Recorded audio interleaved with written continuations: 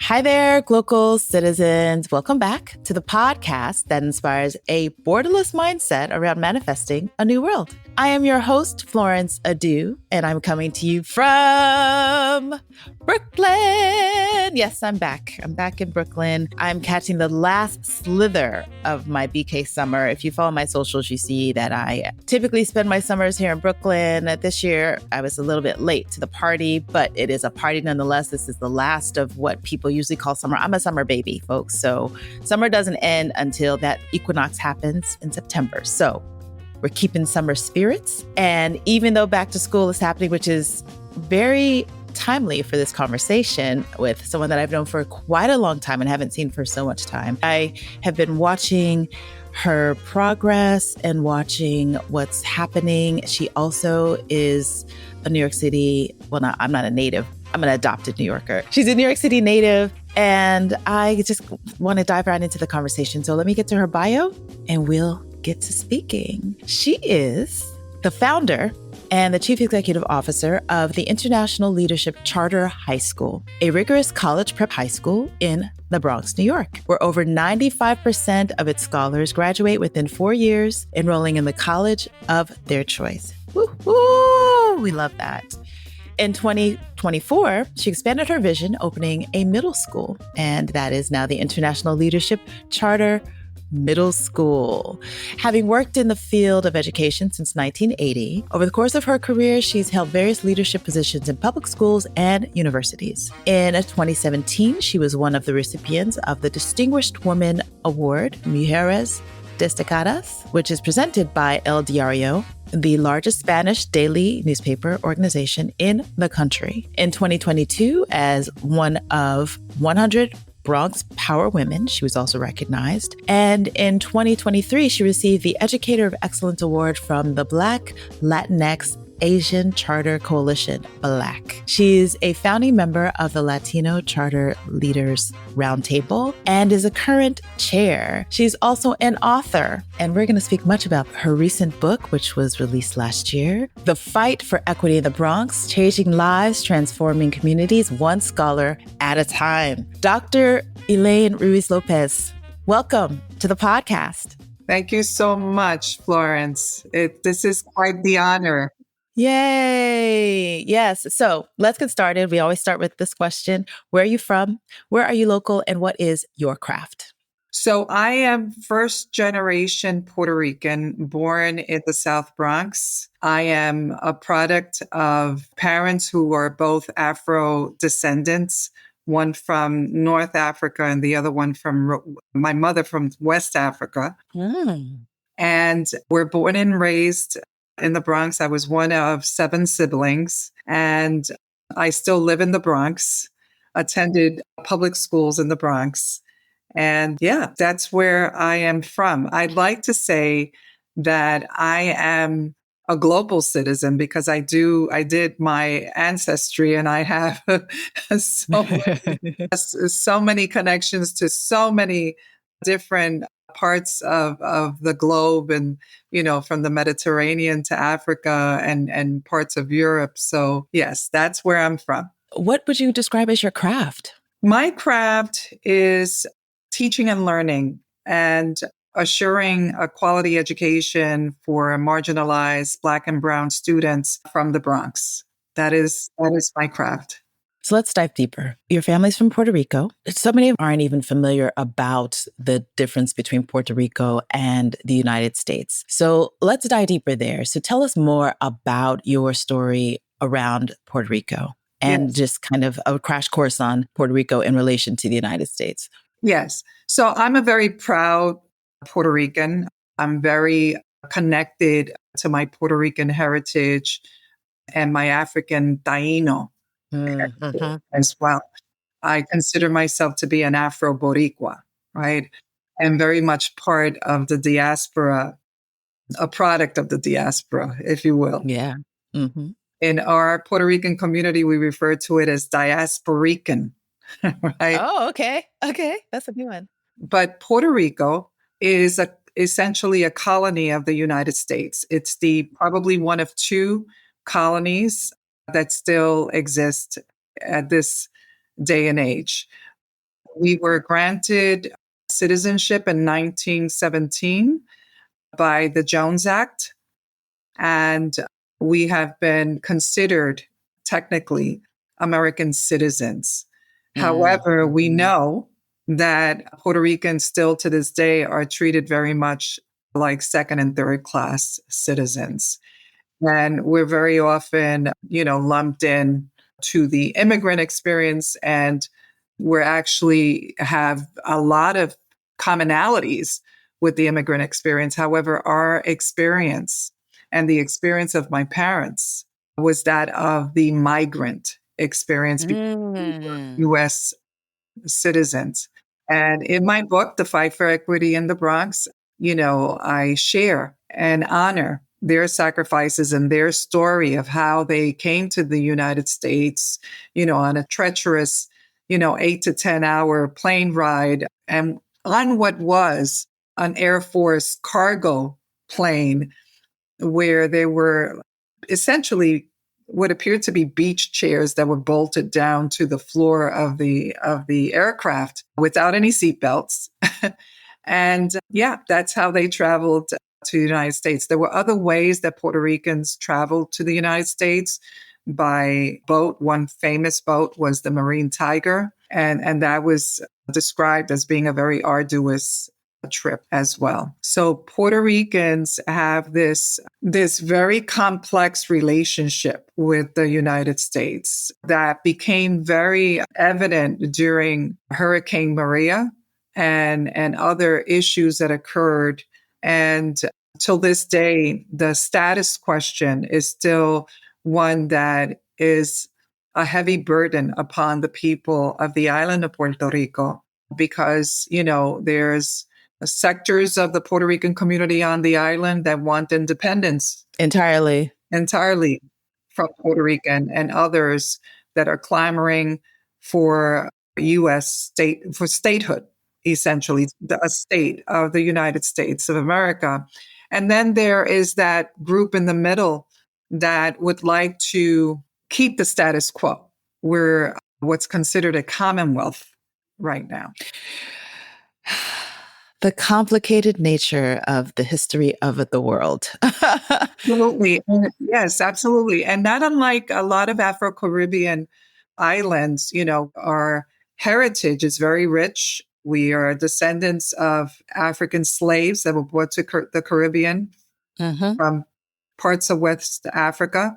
And in our case, may have gone to the West Indies first before coming to Puerto Rico. Right. And there are other stories that I've been able to uncover that document that there were actually trips that came through Portugal, but then to the Caribbean, and then Puerto Rico was one of the ports.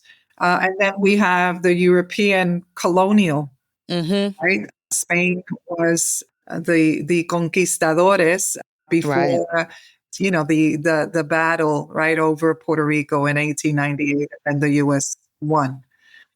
So we have that Spaniard heritage as well, and of course the indigenous people of the island, right? Right. There before the colonizers arrived, which is which are the Tainos, right? That come from the Arawak nation. So it's a very rich heritage. In my particular orbit, in my particular family, the West African influence was very dominant, particularly on my mother's side. I have been to Puerto Rico a few times. It's so beautiful. It's beautiful. The people are beautiful. It's just a great culture. And the handicapping that this colonization continues to still have is heartbreaking. I think we experienced it with the recent, was it Maria? The Hurricane Maria, that recent experience with understanding this is a complicated relationship. So it's good to know that. Definitely we'll have more about that in the show notes, because I think we also neglect to remember and understand that the idea of colonization in the Western Hemisphere extends this to the near United States, So we always think, oh, it's Africa and then it's maybe Southern America, but this is still North America, and we're still in that space. Absolutely. So I want to also now talk a little bit more about your local, the Bronx, the Boogie Down, because this features very heavily in your book. Yes. It is the place of the origins of your full on experiences in the context of how your why the where is, because you've kind of covered that, but why the where of your living, working, and playing in the Bronx? Well, as you pointed out, I am from the Boogie Down Bronx, the home of hip hop and salsa music. So the Bronx is, a very unique borough in the city of New York. It's the only borough, I should point out, that starts off with the. Ah, that's true. It's so true. Yeah. So the Bronx, many of us have had this romanticized version of growing up in the Bronx.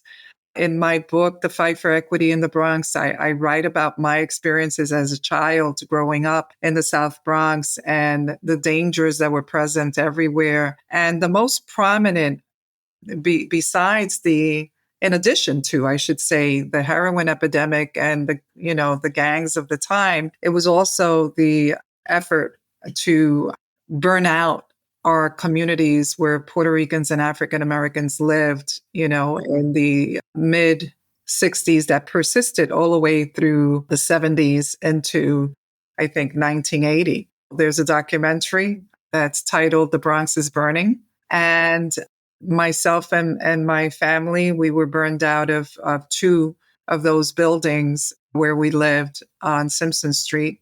My parents eventually moved us to the east side of the Bronx, Soundview, where there was more of a residential area and appeared to be safer at the time because, there was home ownership, there were trees, it was near the water, so on and so forth. But the Bronx, the home of the Yankees, and there were very hot and violent summers in the Bronx. And unfortunately, that has persisted in certain areas.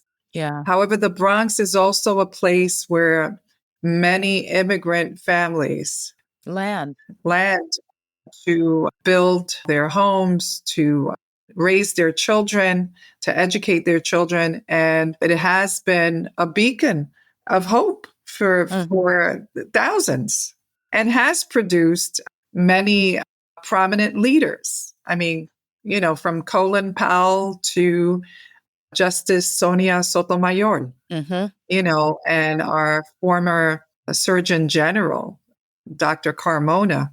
So there's been a lot of positive things that have developed from the Bronx. But in my book, I wanted to illustrate the challenges that I experienced as a young woman, a child growing up in the Bronx and then becoming a teenager in the Bronx and then a young adult and pursuing my dream of becoming a teacher. And then enrolling at City College of New York, which just changed my entire perspective and flipped the script. And it opened up a world of opportunities when I graduated in 1980. And I had a very clear mission where I wanted to go back to the South Bronx to teach. And that's what I did. Okay. So as some background, as I mentioned before, Elaine and I know each other from nearly 20 years ago when I was working as the director of real estate at the New York City Center for Charter School Excellence, which it was when it started, and now it's the New York City Charter Center. And we fought some battles together in terms of the real estate, finding a site for the schools. I remember going to a few sites, trying to figure out what that would be like. And so diving deeper into your craft now. So your dream was to be a teacher. I too had that dream once I realized that the Wall Street thing wasn't for me, but education was the way to change lives. Absolutely. And so you as an impressionable teacher, when you thought about this world and how you wanted to make your imprint on it, how did your experience in the classroom move you in these different directions? Well, my experience in the classroom really laid the foundation for what I did not want to see practiced at, in my classroom or later in the school that I founded, the International Leadership Charter High School. So I was a gifted and talented student, right, all the way through the seventh grade. That is a form of tracking. When I got to high school, they also had their form of tracking, and I was demoted to I was demoted to a French and orchestra class. Now I neither play an instrument nor do I speak French. Mm. Mm-hmm. Mm-hmm. But in any case, it was during I attended a junior high school in the South Bronx, not far from my elementary school. And it was a very tumultuous time where students were not expected to succeed. So students at the junior high school that I attended would sign in and sign back out or just walk. Wow. So it was a huge party outside of the junior high school the entire time. And I failed miserably. I remember my mom chasing me down the block on 163rd Street when she received a letter that I had been absent for 79 days. Wow. That's an image that I'll never forget. And so when I started the charter school, I knew that number one, we would be tracking attendance daily Mm. and Mm-hmm. making phone Mm-hmm. calls to the home daily. Number two, I was opposed to and still opposed to tracking. So all of our students receive the equal number of keys to the kingdom. They're all exposed to the same curriculum, Mm-hmm. and they all have the same equal opportunity to complete a college prep sequence and go on to the college of their choice. And I'm proud to say that 100% of our scholars do receive acceptance letters to the various colleges that they've applied to. I also knew that I wanted to encourage a school culture that was inclusive and there was respect for all, Yeah. for all religions, ethnicities, economic background, students with disabilities, English language learners. You could walk into a classroom and not be able to tell the difference because all of our scholars are being expected to succeed. Mm. When you asked me about my Glocal speak, it was actually the first time that I was asked that question ever. Uh-huh. But so I figured it out that the Glocal speak for me is, and for many of my colleagues who work with me in developing this charter school over the last 20 years, is no one rises to low expectations. That's that's Yes. very common terminology at our charter school, and if you ask parents how they're doing, they'll say, en la lucha, in the struggle, pero ahí vamos. In the struggle, we're moving forward.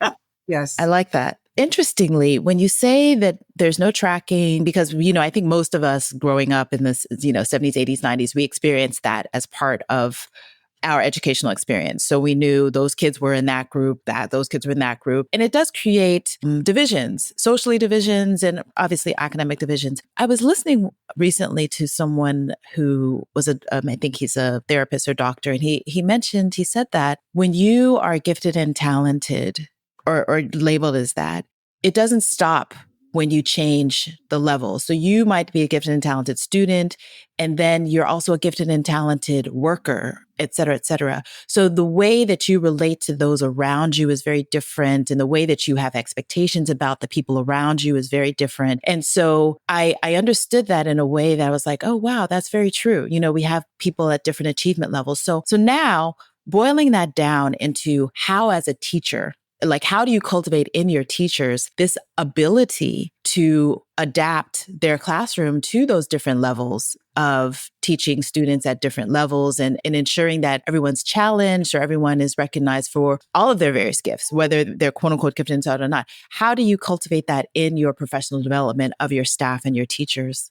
Well, that's a very timely question. Our faculty and staff They've been back since August 13th in professional development in preparation for the first days of school. And I'm a very strong believer in celebrations and recognitions, not only for our scholars, but for our faculty as well, and communicating how faculty in particular are valued.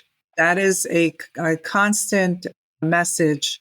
We also have every Wednesday afternoon, we have the faculty gather by either grade level teams or content area teams, and there are monthly luncheons where we have opportunities to recognize faculty or to shout out, someone's accomplishment, and of course to recognize birthdays, anniversaries, and upcoming engagements and whatnot. The school community is a very close-knit school community. We're very rooted in the parent community. Well, so there are very high levels of parent engagement, So at graduations, parents are recognized as well, scholars and faculty. And of course, when we're able to have this in our budget, we recognize our staff with bonuses and gift certificates and so on and so forth. But the recognition and the communication to others that they are valued. Yeah. I couldn't do this work without the support of faculty and dedicated leadership and staff. Yes, I am the founder, I am the visionary. However, they are doing the heavy lift on a daily basis. Yeah. Yes. Yeah. Yeah. I remember those days. Yes. One of the things that attracted me to working in the charter sector was that as a teacher, I did Teach for America. I was in my classroom and I spent so much of my own money buying what I needed for my classroom. I taught science. So it was, let's make it real. Let's buy, different food, so much.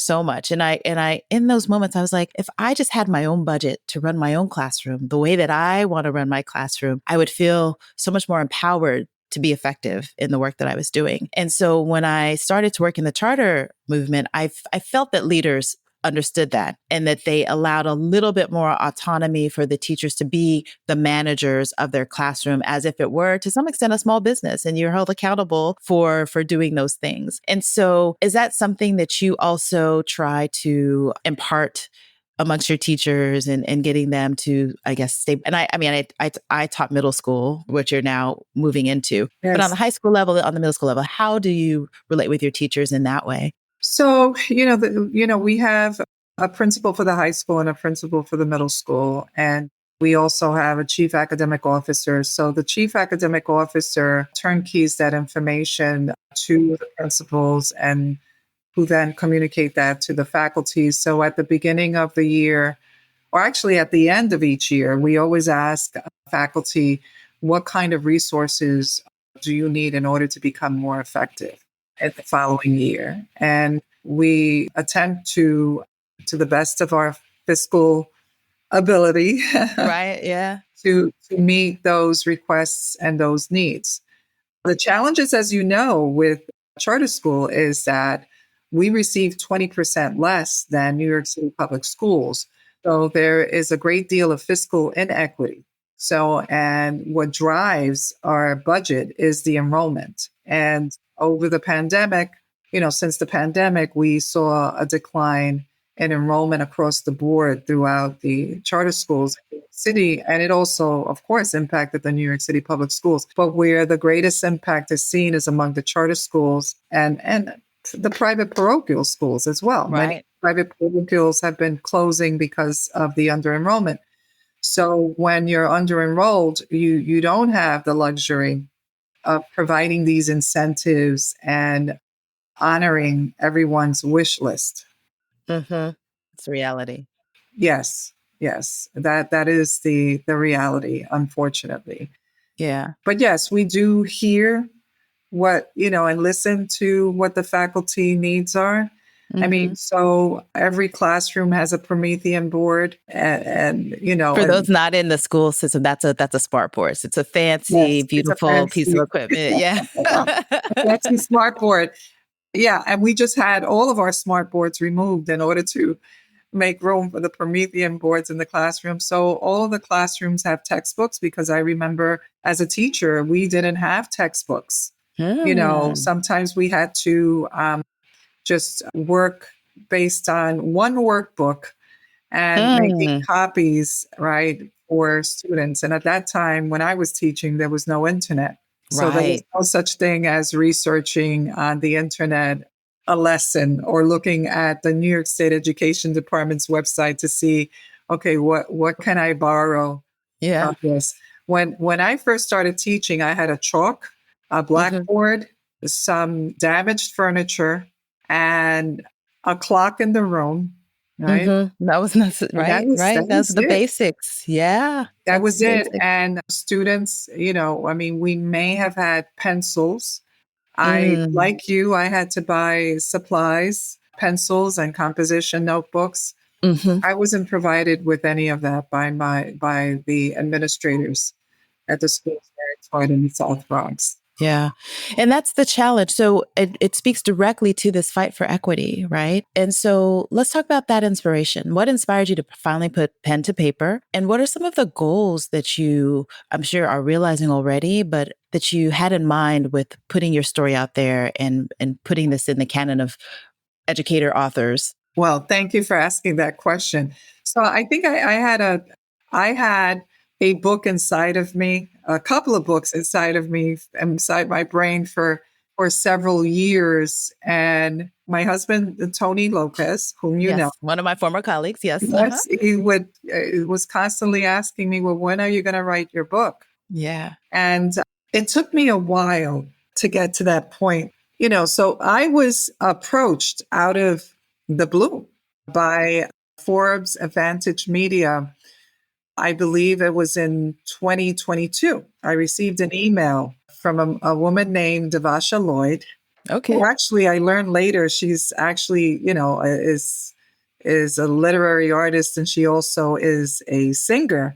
So she's working with this publishing company and approached me about writing a book and if I would be interested in writing a book. So I immediately, went to Tony and I said, you wouldn't believe that I just received an email from this company asking me if I was interested in writing a book. He said, what are you going to do? I said, well, I'm going to explore it. So I sent an email asking, well, how did you find out about me and what made you reach out to me? Then that they had been looking for authors, I guess, authors of color. And she believed that I had a story to tell. So I guess she was doing research, maybe perhaps through LinkedIn, or she was maybe looking around in among the charter school industry. So I signed up. And I wrote my book in 14 months. And, oh, wow. Okay. And 14 months. And then came all of the editorial manuscript changes and the photographs and the final layout. So my book was published June 18th, was released June 18th of 2024. So it's a year and a couple of months old. What inspired me was that in reflecting upon my life and reflecting upon all the challenges that I experienced, not only as a child, as a Puerto Rican child growing up in the South Bronx, but all of the racism that I experienced as a teacher, during, in the early 1980s. And the fact that many of the children that I served looked like me, and they were me to a large extent. They looked like me and my brothers and my sisters. And the fact that then I enrolled at City College, I had graduated from City College, when I started teaching, but then I didn't stop there. And I continued pursuing my graduate degrees to Bank Street College, and then later getting accepted into Teachers College, Columbia University, and where I ultimately received my doctorate. I knew that given all of the challenges that I had as a child and as an adolescent and a young adult, that I started getting this really strong sense that I had a purpose. That I had a purpose because no, although there were obstacles that I was confronted with at every stage, every phase of my journey, I succeeded. Yeah.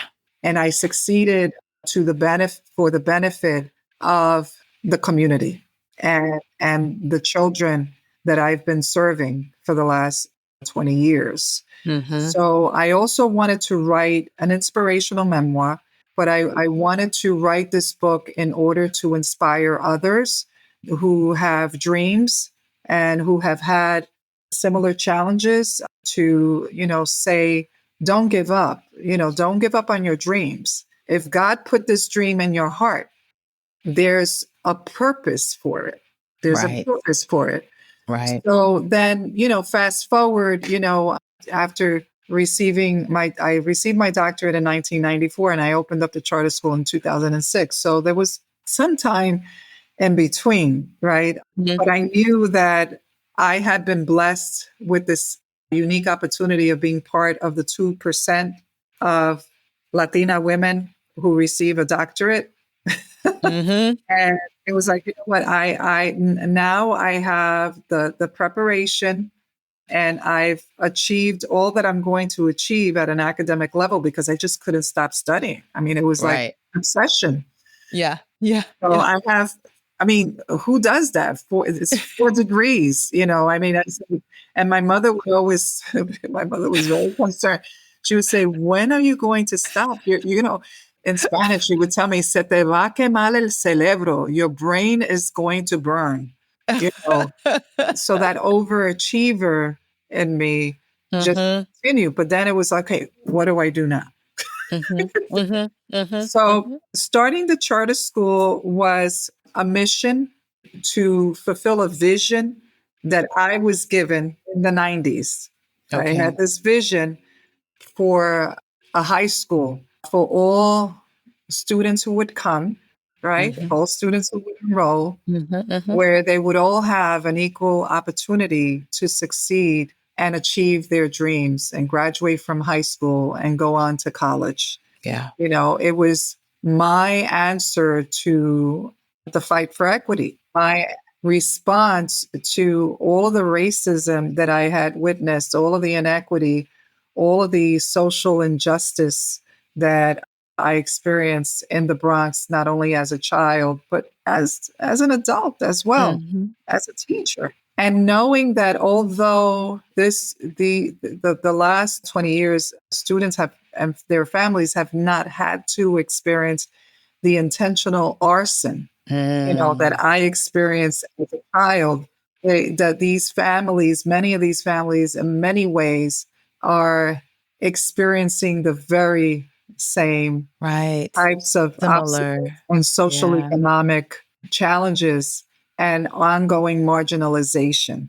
And one of the things one of the things that's very common among immigrant families, they all want their children to have a life that's brighter and better than the lives that they had in countries that they have come from. They all want the same thing. They all have this burning desire for their children to get an education, to graduate, to exceed, right, what they're able to accomplish.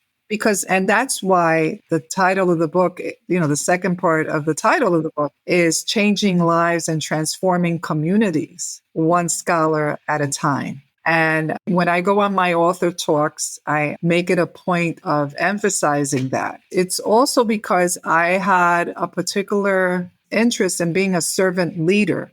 It's very different from the typical person, the average person that wants to go into education and become a principal and an administrator. I don't refer to myself as an administrator. I am a leader. I'm a leader in education. I'm not an administrator, although I do a lot of administrative work. Let's face it, of course. Oversight, the nature of the beast. Yeah. Oversight of finances, compliance, the municipal bond that's over our head and how we got our building. All of that is compliance driven and it requires a strong administrator. So yes, I engage in administrator duties, but my approach has been, this is education for us, by us, which by the way is a tagline of BLACC, the Black Latinx Asian Charter Okay. Collaborative. Okay. Education for us, by us. And that representation matters, Mm-hmm.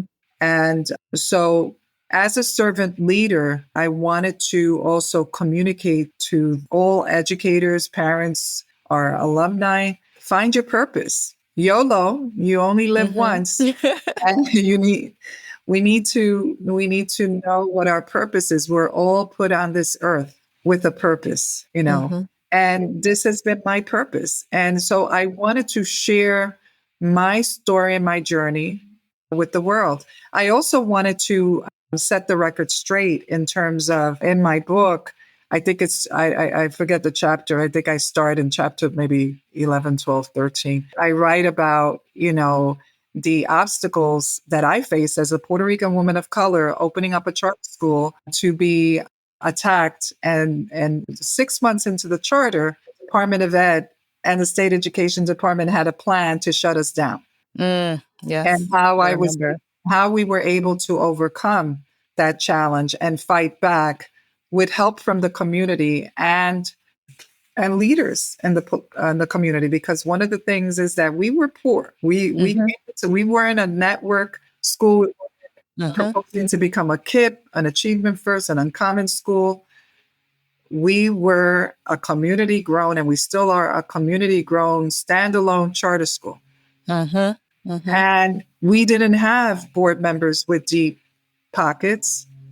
We didn't have any corporations that were throwing money at us. Everything that we've done was based on our per pupil and a shoestring budget. Yeah. I remember the first year's budget. It was $1.5 million. So the fact is that we were able to show that we were able to accomplish much more with less. And we're still doing that. I think that the first philanthropic dollars that I ever saw were from the Walton Family Foundation in 2020, when we were tapped to expand our school down to middle school. We received, I think, close to $1 million. And also within that, they wanted us to replicate the high school, but that couldn't happen because there was Charters. there was a cap on charter schools. And then after that, there was money that came from, Bloomberg in 2021, that big give. But for the first 15 years, we were on our own. Right. We were on our own, but we were able to demonstrate and outperform the district, the public school district, as well as the state on Regents examinations, on graduation rates, so on and so forth. But it was an awful, awful period that I experienced, and it was traumatizing. And it just brought back all of the trauma from the past. All of the trauma. But here we are 20 years later. And so this is a long answer to your question. What inspired? There was so much that I needed. It was a catharsis for me. Yes. To put it on paper and to let the world know, listen, this is what really happened here. This was,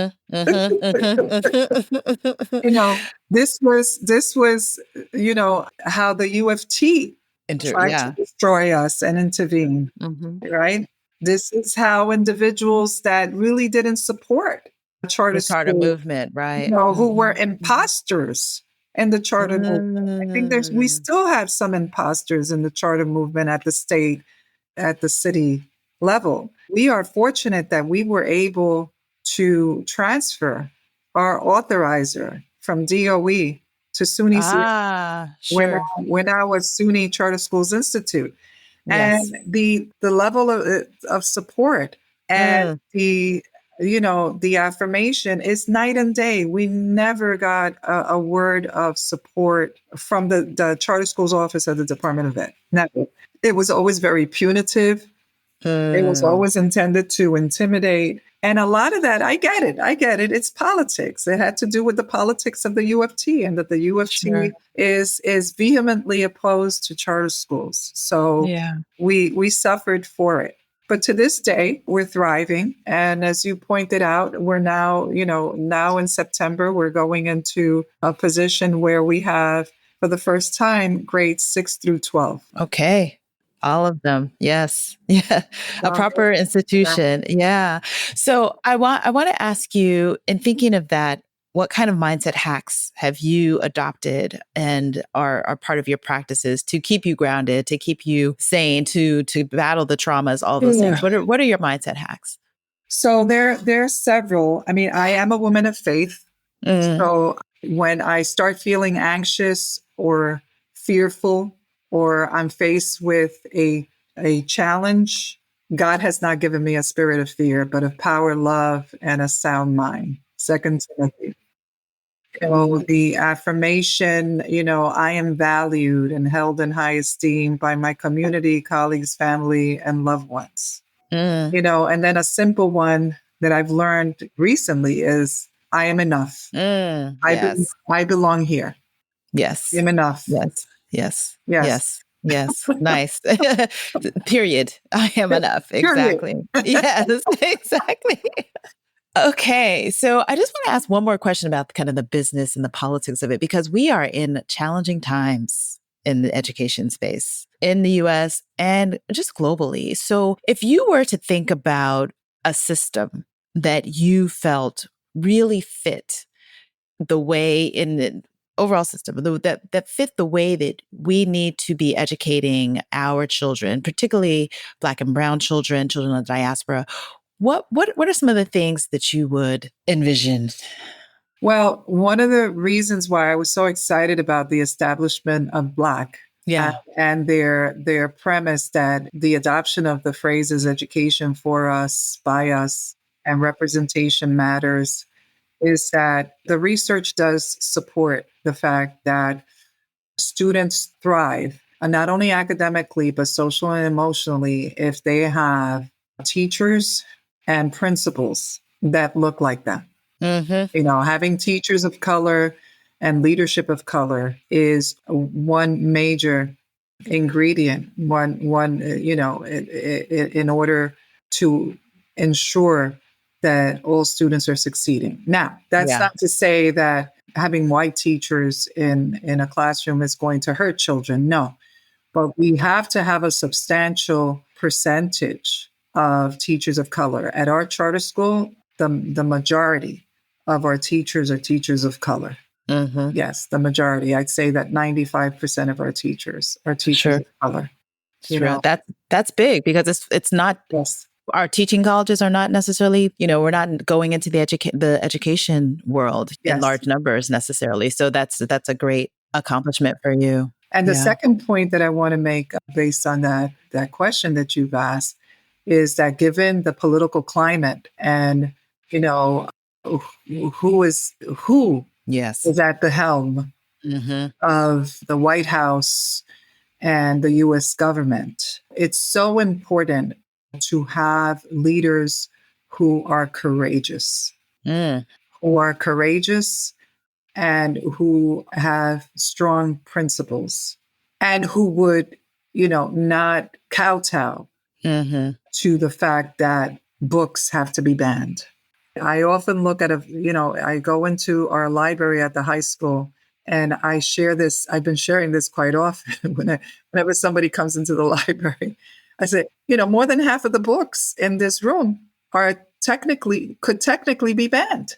Mm-hmm. But I want to be very clear. We're not banning these books. Right. So it takes someone that also has a clear understand. It takes a team of people, a village of people that have a clear understanding that education and the art of teaching and learning is also an instrument of social justice. Mm. It's an instrument of social justice. The schools should be a sanctuary from the outside world and the politics. That doesn't mean that we don't educate we shouldn't educate our young people on what's going on, right? In the Right. world. And, we have U.S. history and government, we have global history. Sure, we have to be transparent, right? We're not going to shelter our students with what's going on. Right. We want to empower our students so they could start asking their own questions and develop critical thinking. And so they could start seeing themselves in the context of these societal complexities.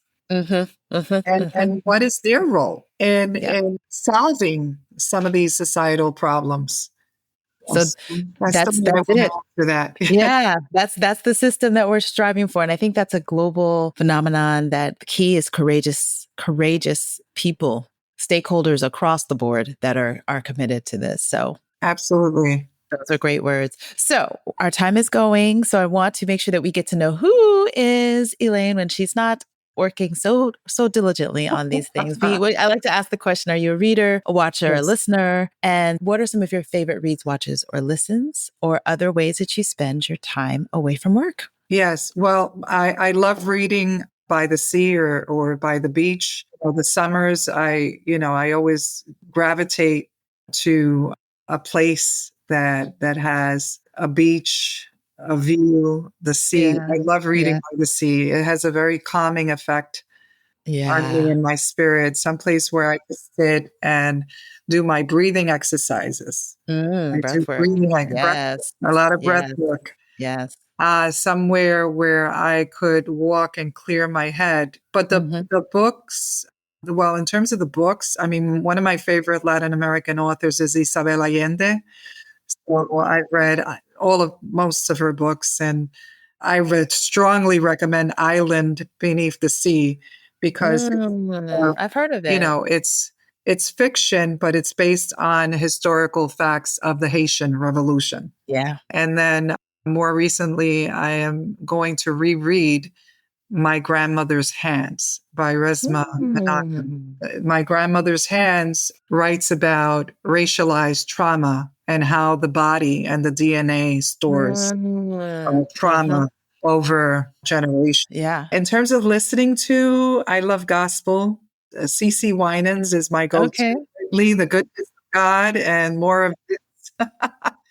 I love Yolanda Adams, Donnie McClurkin. I also love classical music, old school salsa, and Afro-Caribbean music. So I'm a lover of music in general. Yeah.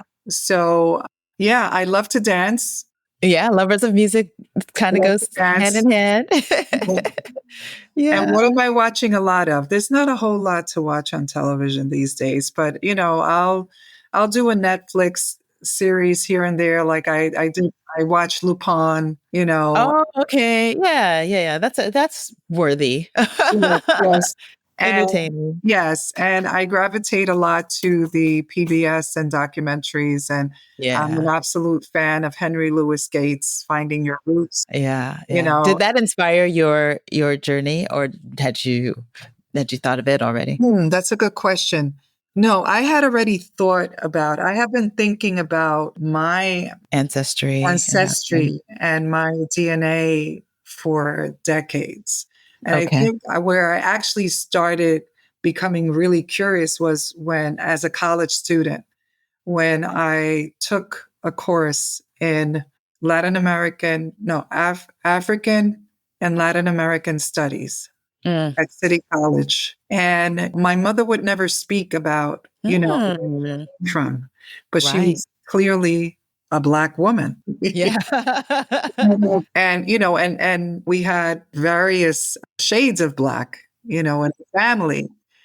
So I would come home and spend time with her and ask her questions. And then it was through that experience as a college student that I started getting to know my mother's history better.